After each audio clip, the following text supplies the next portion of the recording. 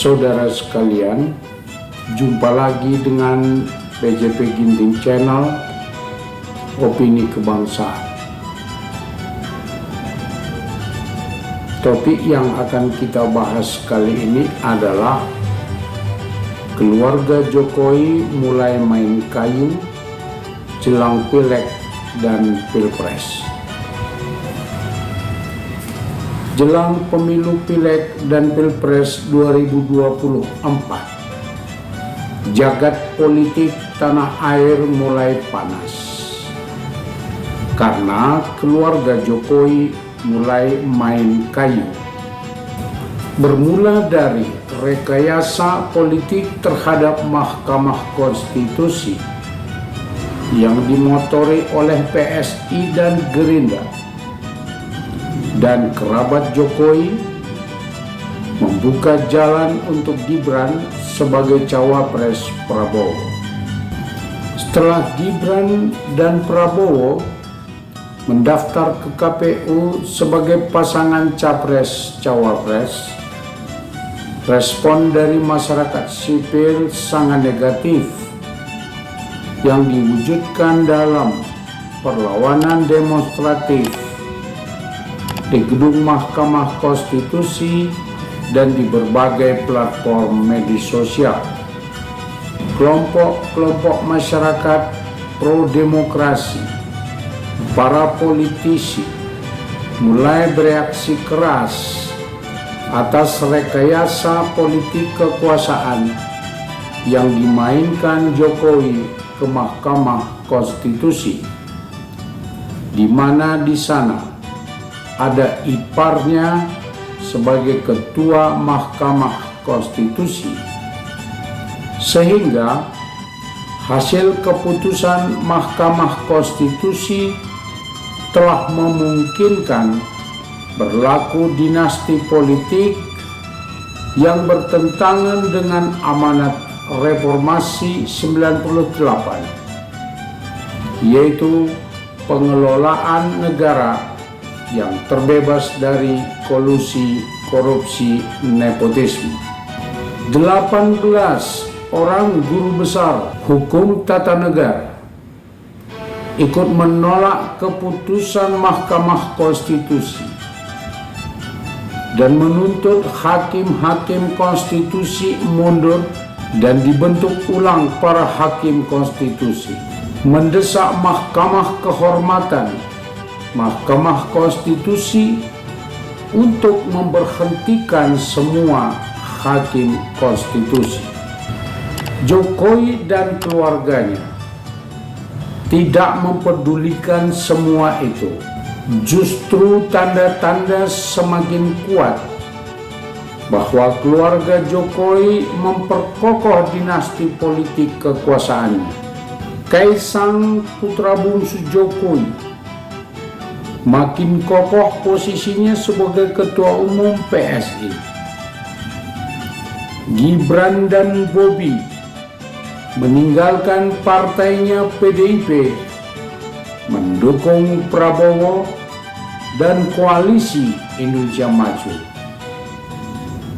Jokowi sendiri sibuk mengganti menteri dan pejabat militer, menempatkan orang-orangnya sebagai pejabat gubernur, bupati, dan wali kota. Semua itu diperkirakan Jokowi sedang menyiapkan instrumen kekuasaan untuk mendukung Prabowo Gibran. Fakta-fakta Jokowi mulai main kayu tampak nyata di berbagai tempat. Wakil Menteri Desa Paiman menggerakkan struktural dan pegawai kementerian membentuk tim pemenangan Gibran. Wakil Menteri ATR Raja Joli telah melakukan kampanye pemenangan Gibran dan Prabowo di NTT sambil mengajak beberapa organisasi untuk memilih PSI yang dipimpin Kaisang. Baliho Ganjar Mahfud dan bendera PDIP diturunkan dan dibersihkan di Gianyar, Bali oleh Satpol PP atas perintah PJ Gubernur yang ditunjuk Jokowi. Sedangkan baliho dari pasangan Prabowo Gibran dan bendera PSI dibiarkan tetap berkibar. Di Pasuruan, Jawa Timur, perhelatan olahraga antar kampung yang dilakukan oleh PDIP setempat dibubarkan oleh aparat Kapolsek setempat. Ketum PSI Kaisang di Medan mendapatkan pengawalan khusus oleh polisi setempat, satu bentuk diskriminasi dan main kayu dari keluarga presiden. Diperkirakan bahwa tanda-tanda dan indikasi-indikasi yang bermunculan bahwa Jokowi dan keluarganya akan main kayu, menggunakan semua instrumen kekuasaan untuk memenangkan Prabowo Gibran. Sungguh suatu pengkhianatan terhadap demokrasi. Jokowi yang lahir dari rahim demokrasi justru di penghujung kekuasaannya melakukan politik dinasti dan menjadi tiran demi melanggengkan kekuasaan keluarganya. Atas semua perilaku dan tindakan keluarga Jokowi ini, kelompok-kelompok kekuatan masyarakat sipil, para akademisi, para pakar hukum, pakar budayawan, mahasiswa, para buruh, melakukan penekanan dan peringatan ke presiden dan keluarganya. Mereka mendorong agar Jokowi tidak membiarkan Gibran sebagai cawapres atau pilihan lain. Jokowi mundur dari jabatan presiden. Dan yang paling berat adalah parlemen melakukan proses pemakzulan.